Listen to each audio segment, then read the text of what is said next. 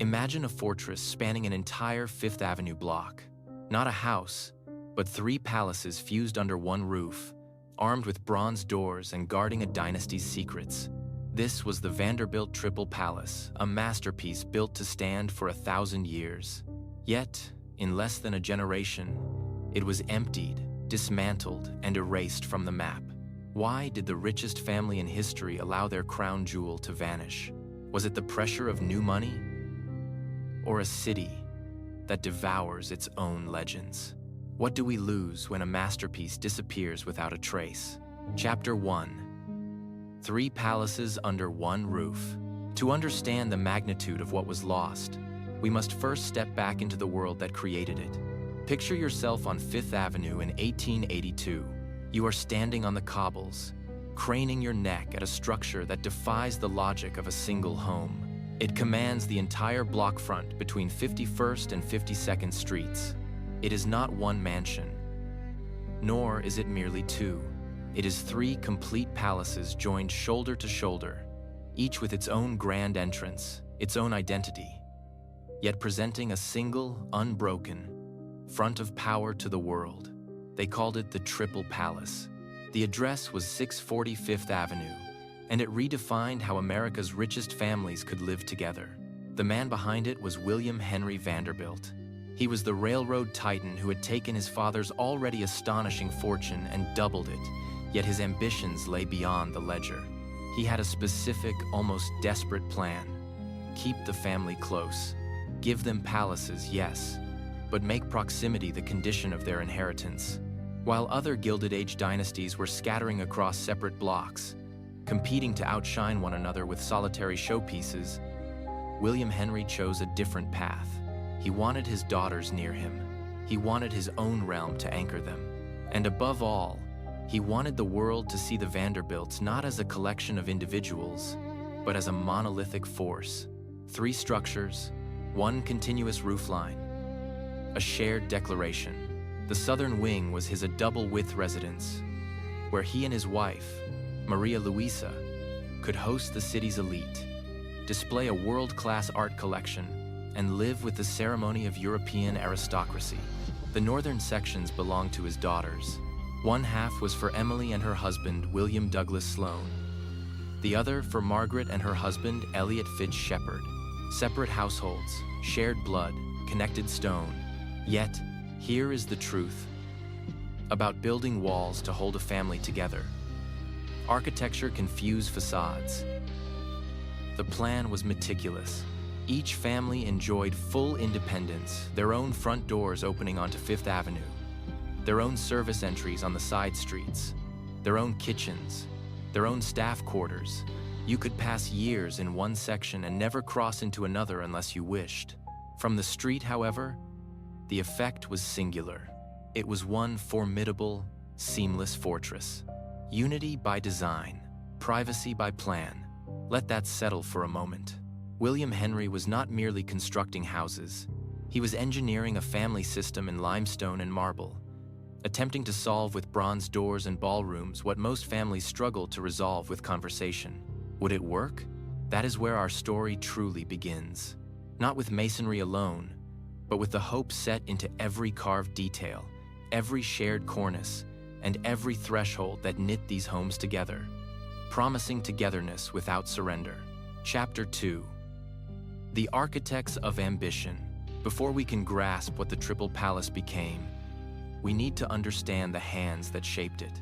Say Vanderbilt Mansion, and most people picture one man with one grand vision. The reality is far more layered. This was not built by the famous William K. Vanderbilt, not yet. It was his father's project, his father's money, and his father's attempt to engineer family harmony in stone. By 1879, William Henry Vanderbilt was the richest man in America. He was not merely wealthy, he was overwhelmingly, suffocatingly rich. His father, the Commodore, had left him roughly $95 million. Within 8 years, William Henry had doubled that sum to nearly $200 million. In today's terms, that is a fortune well over $200 billion. He aimed that financial artillery at a question money rarely answers: How do you keep a legacy intact?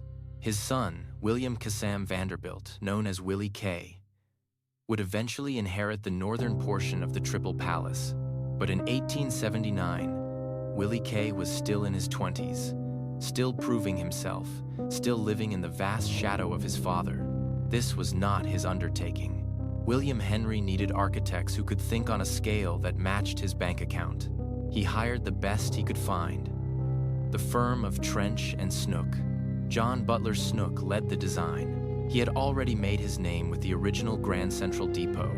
He understood scale. He knew how to make stone speak with authority. But architecture alone would not suffice. William Henry brought in the Herder brothers Christian and Gustave to craft the interiors. These men were not mere decorators. They were artists trained in Paris, men who understood that a Gilded Age mansion was more than a residence. It was a stage. Each room needed a narrative.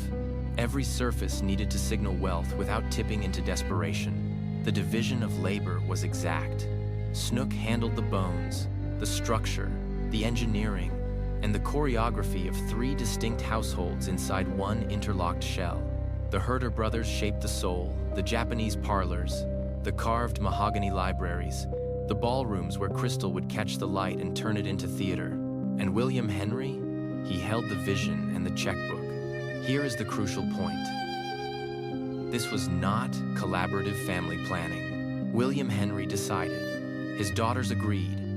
Willie K observed and learned.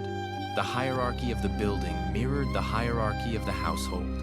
One man's dream, one architect's craft, one city block transformed.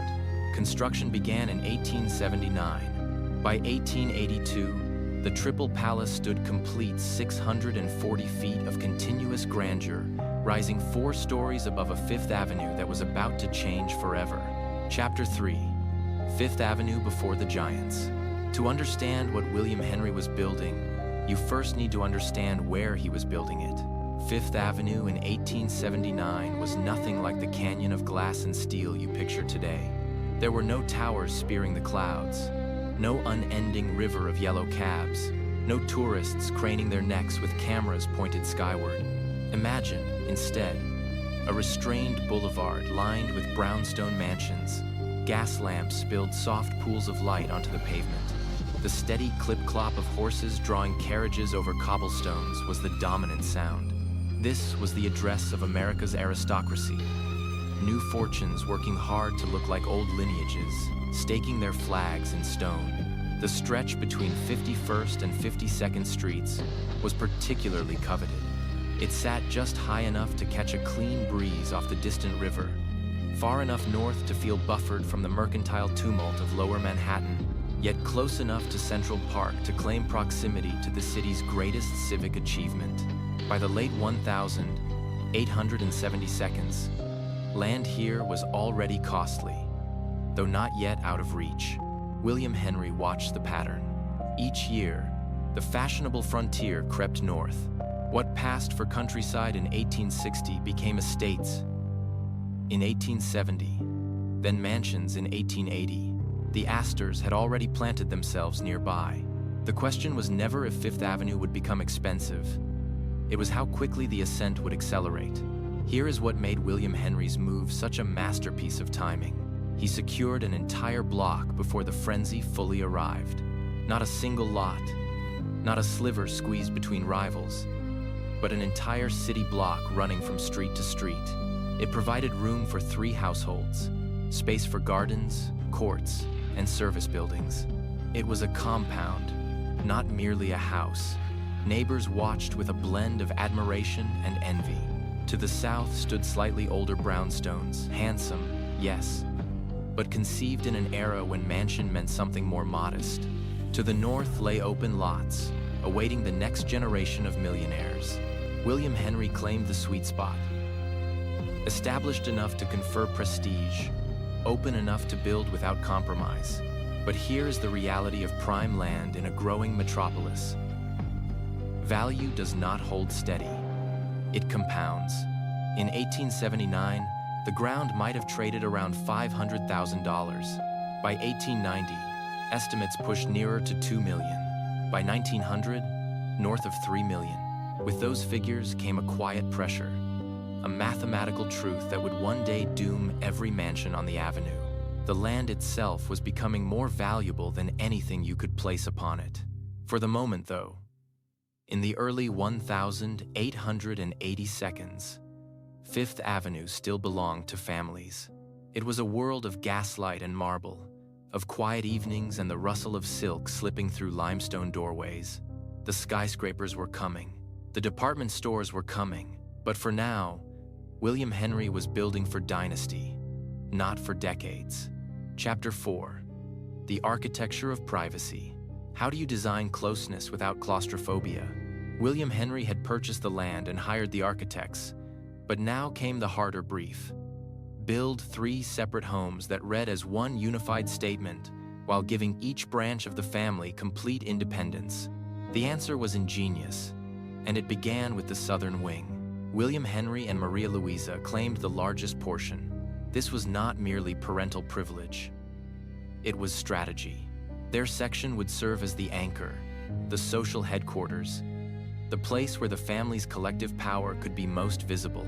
Think of balls for 1,000 guests, picture galleries spanning 3 floors, and reception suites capable of swallowing an entire brownstone.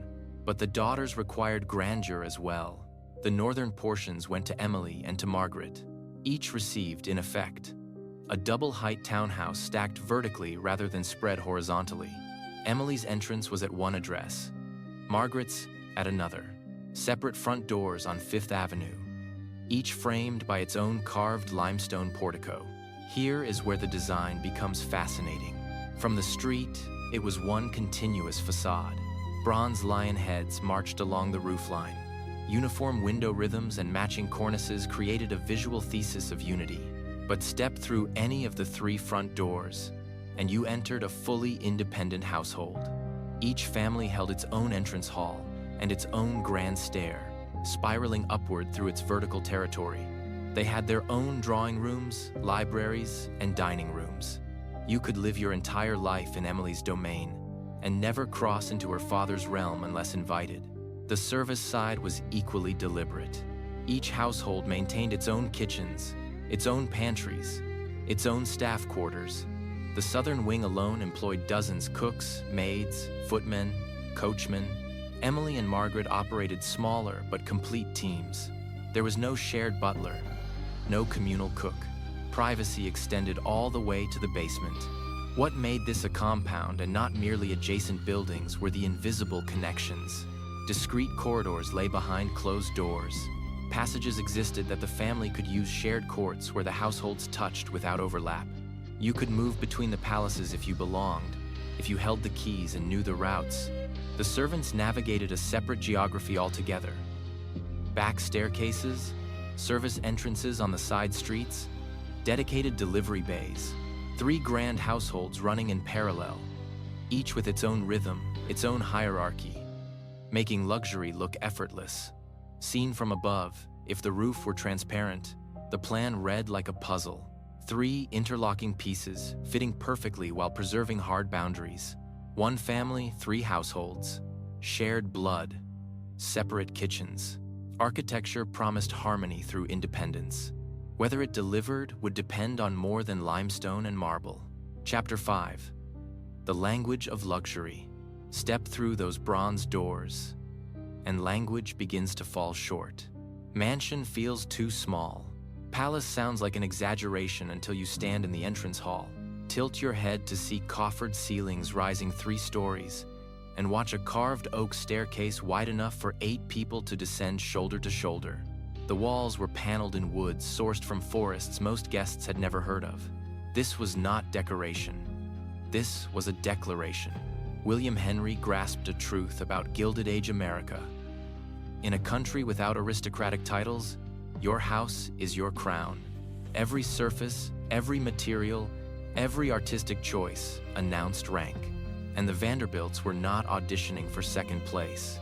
The southern wing included what they called the picture gallery. It was 65 feet long, with skylights washing the room with cool northern light. Every inch of wall was dense with paintings. Old masters, European landscapes, portraits of nobles who had never heard the name Vanderbilt. This was not merely an art collection. It was cultural legitimacy acquired by the square foot. The ballroom could swallow most New York townhouses whole. Picture parquet laid in geometric patterns so precise they read like optical puzzles. Walls were dressed in crimson silk damask from France. Chandeliers, more than one, bore hundreds of candles, and later electric bulbs that pulled audible gasps from visitors. Mirrors were placed to repeat the light, multiply the crowd, and stretch the room until it seemed endless. Here is what makes the craftsmanship staggering. The marble arrived from Italy, not just any marble, but stone cut from quarries that had supplied Roman emperors. The oak for libraries and smoking rooms was English, seasoned for decades before a single chisel touched it. Tiles in Turkish corners and Japanese parlors were hand-painted by artisans who devoted lifetimes to a single technique. These materials were not chosen to last a generation. They were chosen to outlast empires. The Herder brothers gave Emily's rooms mother-of-pearl inlays, butterflies floating across mahogany that caught the gaslight and seemed to move. Margaret's dining room carried a Renaissance-style ceiling with cherubs and clouds that made you forget Manhattan existed beyond the door. And then, the stained glass. These were not merely windows. They were walls of color designed by craftsmen who also filled churches across Europe. When the afternoon sun struck those panels, hallways turned into aisles, staircases into sanctuaries. Every doorknob was cast bronze. Every hinge was engineered art. Every light fixture was a sculpture that happened to provide illumination.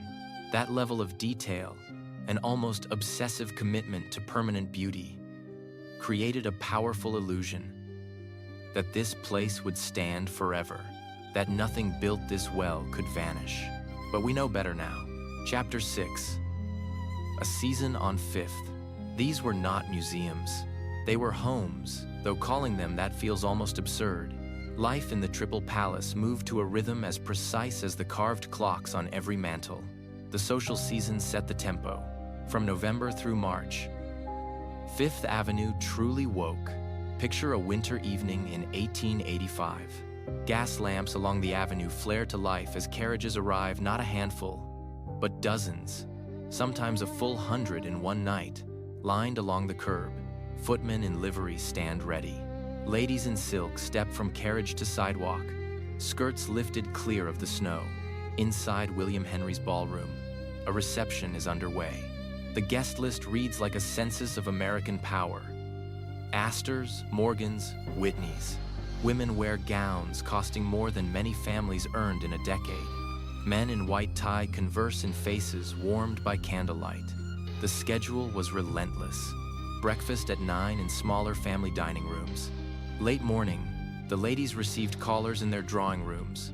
A choreographed ritual of visiting cards, poured tea, and reputations made or unmade in 20-minute conversations. Afternoons belonged to culture. Opera matinees, museum calls, shopping runs to the new department stores edging up Broadway, then home to dress for dinner, a process that could take 2 hours, with ladies' maids selecting precisely which jewels matched the level of formality. Dinner was theater, multiple courses, multiple wines. Conversations carried across tables so long they required strategic seating charts. Food emerged from kitchens most guests never glimpsed, borne by staff who had perfected invisibility until the instant they were needed. What the public never saw was the machinery that made it all possible. In the basement and service wings, a different world ran on a different clock. The head housekeeper kept ledgers that tracked every napkin, every sheet, every piece of silver.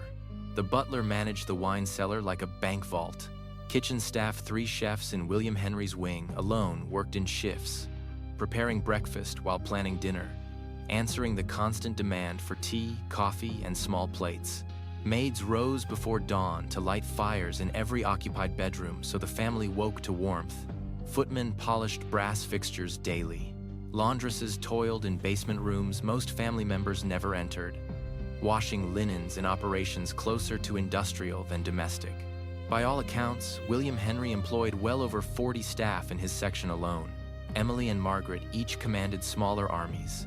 In total, Nearly 80 people kept 3 households running smoothly, invisibly, continuously, and every single one of them cost money. Chapter 7. The price of beautiful living. This brings us to the uncomfortable truth. No one raised at those glittering dinners. Money. Not making it, the Vanderbilts had that handled, but spending it. The relentless, crushing, day-in, day-out cost of maintaining a palace that demanded perfection every single morning. Start with the staff. William Henry's 40 employees were not volunteers. The butler alone earned a salary that was considered strong pay for a professional in 1885. Add the housekeeper, the head cook. A conservative tally puts the annual payroll for his section alone at $50,000. Emily and Margaret's households added another $30,000 combined. That is $80,000 in wages every year before you heat a room or plate a single meal. Then, fuel. This was before modern central heating. Fireplaces warmed individual rooms, 43 of them in William Henry's wing alone. Coal arrived by the ton, weekly, through the winter. Wood fed the decorative fires that crackled during receptions. Gas powered the hundreds of jets that blazed through evening entertainments. The meter spinning like a turbine. Winter heating across the 3 households ran estimates from $15,000 to $20,000. Supply logistics were their own machine. Fresh flowers arrived daily, not bouquets, but cartloads. Orchids from greenhouses, roses in winter, arrangements filling halls and ballrooms, replaced the moment a petal drooped. Ice came in massive blocks for the ice boxes, melting away dollar by dollar. Wine cellars required constant replenishment with vintages that warranted their own insurance riders. Food costs ran into the thousands each month, driven by quality as much as quantity. The freshest Long Island oysters, beef aged to a precise tenderness, out-of-season fruits priced higher than most families' rent, and maintenance. Marble floors demanded specialized cleaning. Hand-painted ceilings required vigilant checks for the first hint of moisture. Stained glass needed expert care. Textile silk wall coverings, velvet draperies, Persian carpets had to be shielded from sunlight, moths, and time itself. Annual maintenance and repairs easily reached $25,000 across the compound. Property taxes climbed year after year as land values soared. Insurance on the art alone reached 5 figures. You did not simply let a Rembrandt burn. Add it all together, and you are looking at $200,000 to $250,000 a year just to keep the doors open. For perspective, that is roughly $6 to $7 million in today's money every single year. Not to improve, not to expand, simply to preserve what already existed. Costs like these do not care about feelings, legacy, or family unity. They just keep mounting. Chapter 8. Money was just arithmetic. The real pressure came from something harder to count. The weight of proximity. William Henry's architectural vision could connect buildings, but it could not legislate harmony. You can share a roofline, but you cannot share a life unless everyone wants the same life, and they did not. By the mid-1882s, the careful balance began to shift. William Henry's health faltered. He would die suddenly in 1885, leaving the richest estate in American history and 3 households now forced to navigate their shared existence without the patriarch who had orchestrated it. The daughters and their husbands had their own ambitions. Elliot Fitz-Shepard, Margaret's husband, poured energy into charitable work and religious causes circles that did not revolve around the glittering receptions of the Southern ballroom. William Douglas Sloane, Emily's husband, was building a furniture empire, traveling frequently, and showing less appetite for the constant social theater demanded by the address. And Willie K? He was becoming his own kind of Vanderbilt. While his father had built the Triple Palace to keep the family close, Willie K dreamed bigger, flashier, more audacious. He would soon commission his own mansion farther north, a French chateau that made even the Triple Palace look restrained. Architecture had promised togetherness. Architecture cannot account for divergent dreams. Behind those limestone walls, guests never saw the negotiations of shared living. Whose carriage blocked whose entrance? Which family's ball took precedence when dates collided? The quiet hierarchies of who entertained who received the best holiday nights, who felt overshadowed, small tensions, private frustrations, the domestic dynamics of any family simply staged across 3 interlinked palaces with 80 servants as silent witnesses. By 1890, the social landscape was tilting. New fortunes rose. Mining magnates, oil barons, industrial titans who made even railroad money look quaint. They built their own palaces, hosted their own balls, minted their own hierarchies. The Triple Palace was scarcely a decade old, and already it was being eclipsed. Not in grandeur, it remained breathtaking. Not in cost, it stayed staggeringly expensive. But in relevance, the city around it was changing, and cities, unlike palaces, do not wait for permission. Chapter 9. The city rewrites its rules. Fifth Avenue was about to become unrecognizable. The quiet boulevard that seemed tailored to mansion life in 1880 was turning into something else entirely by the 1,890 seconds. First came the commercial creep. South of the Triple Palace, department stores rose. Stuart's Marble Palace, Lord & Taylor's new uptown headquarters. These were not small shops, but 6, 7, even 8-story monuments to retail ambition. Fifth Avenue was no longer purely residential. It was becoming a destination. Then came Height, not yet on Fifth itself, but close enough to cast a psychological shadow. Broadway and 6th Avenue began sprouting buildings that dwarfed their neighbors. 10 stories, 12, 15. The logic was ruthless. Land this valuable should not hold merely 4 stories. It should carry as many floors as engineering allowed. Mansions started to look like an inefficient use of space.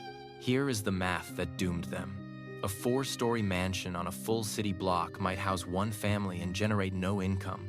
Tear it down, raise a 12-story apartment house or office tower, and the same ground could return hundreds of thousands of dollars in rent each year. Taxes followed that logic. When William Henry bought the land in 1879, property taxes were manageable. By 1895, they had roughly tripled. By 1900, they doubled again. Assessors taxed on potential value, not current use. Each year, the number climbed, reflecting what the site could earn if only those stubborn mansions were not in the way. Even the energy shifted. Fifth Avenue in 1900 felt nothing like 1,880. More traffic, more noise. Automobiles sputtered alongside carriages. Electric streetlights replaced gas lamps, brighter, harsher, less romantic. The hush that once defined the street yielded to urban intensity. Owners adjusted. Some sold outright. Others subdivided their palaces. A few held on, watching neighbors' homes vanish one by one, replaced by buildings that stole their light. The Triple Palace stood amid this transformation, still magnificent, still maintained, but the ground was shifting beneath it. The subway construction was approaching. The very idea of what Fifth Avenue should be was being renegotiated by forces larger than any one family. The Vanderbilts had built for dynasty. The city was building for density. When those visions collide, dynasty seldom wins. Chapter 10. The last, glittering, winter. Yet, one more perfect season remained. Let us call it the winter of 1896. The Triple Palace was just 14 years old, adolescent by mansion standards, still pristine, still operating exactly as intended. Marble gleamed. Stained glass caught the late-day sun and fractured it into color. The machinery of 3 households hummed with practiced precision. That season felt different. The rituals unfolded with effortless choreography. Carriages rolled to the curb. Inside, the ballroom blazed. Electric now. Brighter than candles could ever be. Crystal throwing rainbows across the parquet. Music drifted through enfilades as guests moved like currents, eddying around the Vanderbilt Circle at the center. The photograph albums from that winter still exist. Family portraits in the picture gallery. Formal to our eyes, yet revealing in detail. women in gowns with leg of mutton sleeves destined to fade from fashion within 5 years. Men in white tie, faces composed, aware they were making a record, perhaps not yet aware it would read as an ending. Outside those windows, you could hear it. The future, construction to the south, the clatter of the elevated railway. Now and then, the sputter of an automobile, rare, unreliable, and steadily less rare. From the front steps, looking north toward Central Park, the skyline inched upward in ways unimaginable when William Henry first acquired this land. Inside, perfection held. One more time, Christmas brought towering arrangements of pine and holly that transformed the entrance halls.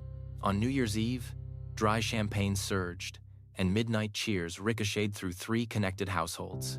In February, balls packed 500 dancers until 3 in the morning, dispersing them into the pre-dawn cold, their breath like smoke in the streetlight. The staff sustained the illusion flawlessly. Marbles showed no fatigue. Paintings hung in exacting order. Kitchens produced feast after feast. The system worked. But systems work until they do not. That winter, the family took more photographs than usual. Casual snapshots beside the formal plates. Daughters with children. Generations gathered before carved fireplaces that had cost fortunes to install. Memory-making, disguised as ordinary life. By spring, the season closed as always. The families decamped to Newport, to Europe, to the Adirondacks. The Triple Palace fell quiet. Skeleton staff remained. Dust covers slipped over furniture. Shutters barred. The summer sun. They would return in November. They always returned in November.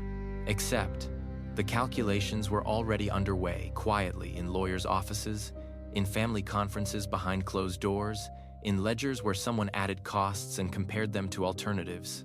Chapter 11. Keys on the stone mantel. When the decision finally came, it was not dramatic. There was no single crisis, no emergency conclave with raised voices, no destiny decided in a storm of debate. It was arithmetic. By 1900, the numbers told a story no one could ignore. Annual maintenance was pushing $250,000. Property taxes had quintupled. Wages were climbing. And overarching it all, the inescapable math that the land itself was now worth far more than any building sitting on it. Emily was the first to move. Her husband's furniture business was thriving, and their country place suited their lives better than a vertical townhouse in a compound her father had designed. The conversations were practical, not sentimental. What do we do with our section? Who wants it? What is it worth? Margaret and Elliot faced the same calculus. Their charitable work had shifted their circles. The constant expectations of Fifth Avenue entertaining felt less like opportunity and more like obligation. Their children were growing. The palace that had begun as a wedding gift had become a beautiful burden.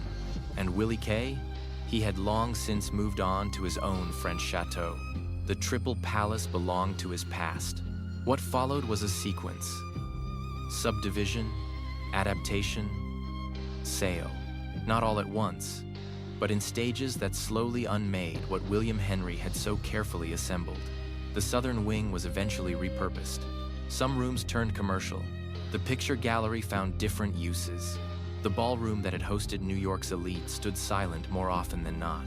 The unwinding was undramatic and irreversible. Packing began. Crates took on destinations. This painting to Newport. Those chairs to the country house. That chandelier to storage. Pieces once installed as if permanent were suddenly judged for portability. What can move? What must remain? What do we truly want? And what are we keeping out of habit? The staff watched their world loosen and lift away. Servants who had spent decades keeping these rooms alive now faced uncertain futures. Demolition, when it came, was deliberate and methodical. No theatrical wrecking ball, careful deconstruction instead. Salvage companies cataloged what could be saved. Mantels, paneling, and fixtures were lifted out for resale. The work of the Herder brothers came down piece by piece, scattered to museums and collectors who would reinstall fragments of the Triple Palace in their own worlds. Keys that once turned bronze doors lay on stone mantles in rooms growing empty. No one wanted to be the last to leave, but someone had to turn out the lights. Chapter 12. What remains when the brick disappears? Here is the paradox of places built with such care, ambition, and meaning. They do not truly vanish. They scatter. Walk into the Metropolitan Museum of Art today, and you can find pieces of the Triple Palace living a second life. A carved mantle, roped off with a small plaque naming its origin. Visitors pass it every day, many without reading, unaware they are looking at a fragment of William Henry Vanderbilt's attempt to hold a family close. Some of the Herder brothers' most exquisite work, the mother-of-pearl butterflies. The hand-carved panels migrated into private collections and university archives. The craftsmanship was too extraordinary to discard, so it traveled, gathering new contexts, new audiences, new uses. Paintings from the picture gallery dispersed through auctions. Some now hang in museums, where the labels note formerly in the collection of William H. Vanderbilt. Others remain in private hands, passed along to heirs who may not remember the three-story gallery where those canvases once lived. Even the drawings endured. Detailed plans charting floor layouts, inter-household connections, and servant passages rest in the archives of the New York Public Library and historical societies. Scholars consult them. Architectural historians trace the evolution of domestic space through their measured lines, and the photographs formal portraits from the last glittering seasons. Documentary images made before demolition circulate digitally. Anyone with an internet connection can see what once only invited guests could witness.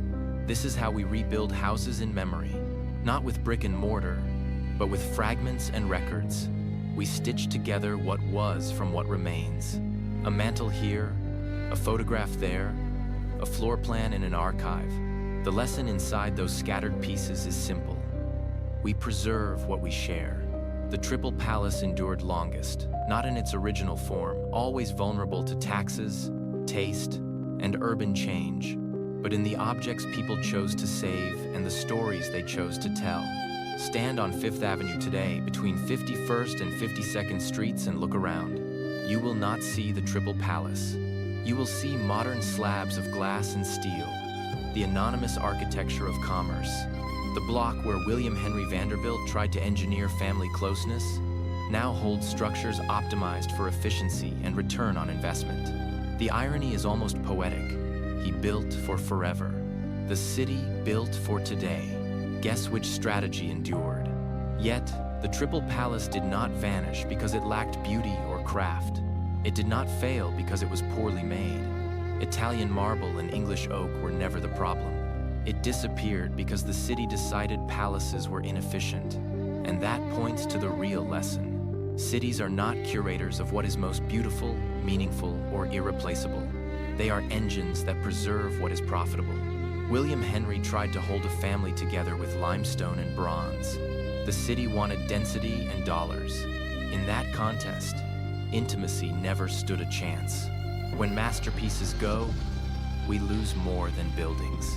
We lose the belief that some things outrank their real estate value. That beauty carries worth beyond a balance sheet. The Triple Palace is gone. The question it leaves behind, what do we owe to permanence, remains.